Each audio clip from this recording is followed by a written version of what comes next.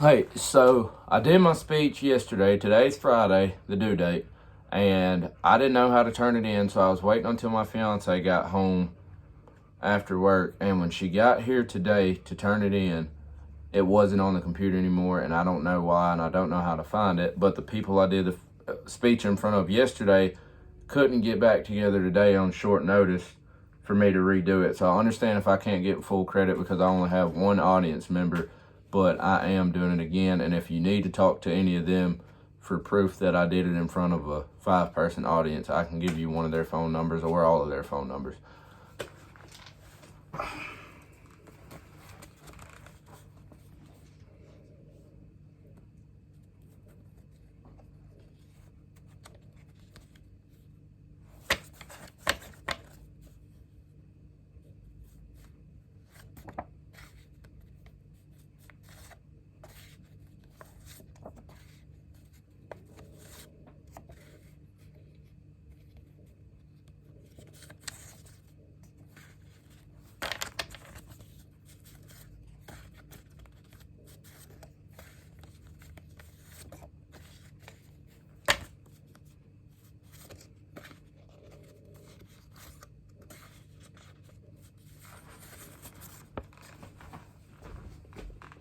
Hi, how are you guys? My name's Ryan, and I'm here today to talk to you about raising beef cattle.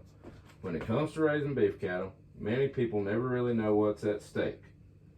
Sometimes you see cattle driving down the road, sometimes you see cattle at rodeo, and sometimes you see cattle on a dinner plate.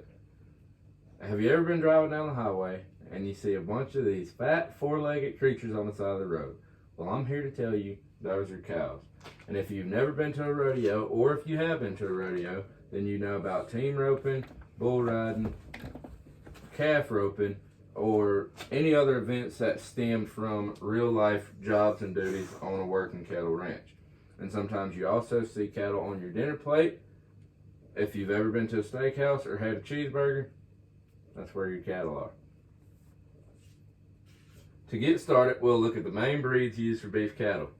You have Black Angus, Red Hereford, and Bremer cows. Black Angus, it's in the name, are usually black in color, though they can be red. Their meat's tender and has good flavor and is very high quality. Red Hereford cattle are red with a white face and a white belly. They also have very tender meat and they have good marbling on their cuts. They also have good milk, although they're not a dairy breed. Bremer cattle, they're usually a lot bigger and they have droopy ears, and that's where you'll be able to distinct your Bremer cattle as their droopy ears. Their meat is the most popular. It's rich and it has really hearty flavor. It's low in fat, but it's not as tender. So continuing from mentioning the most common breed, I'll now introduce different things needed to grow a good herd.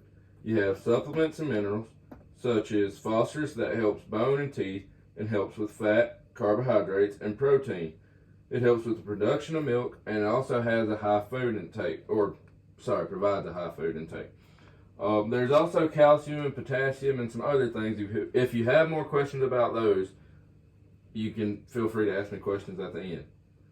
Aeroquip states that grain helps cattle grow quicker, get cattle fat, and it's also good for the winter if you have a lack of hay.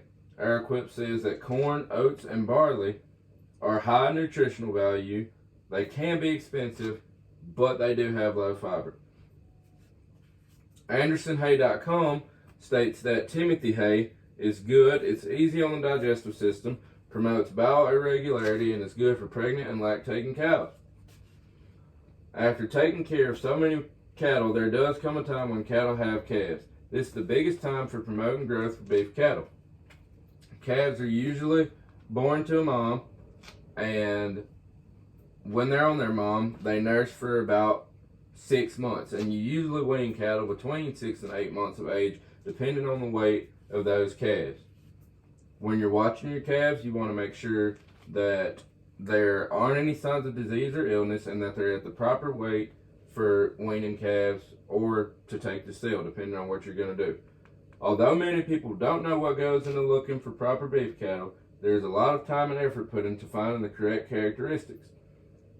Some of the meat after they've been to the butcher, you'd like for it to be in bright red color, or bright red in color, excuse me, and to have a good bit of marbling, but not too much.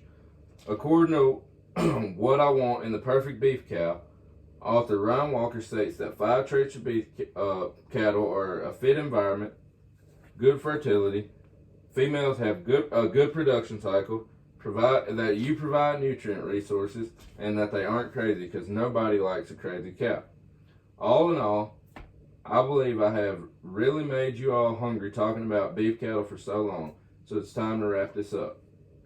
In conclusion, I really hope I've given you some insight about what all goes into beef cattle, and not only raising beef cattle, but the beef industry also.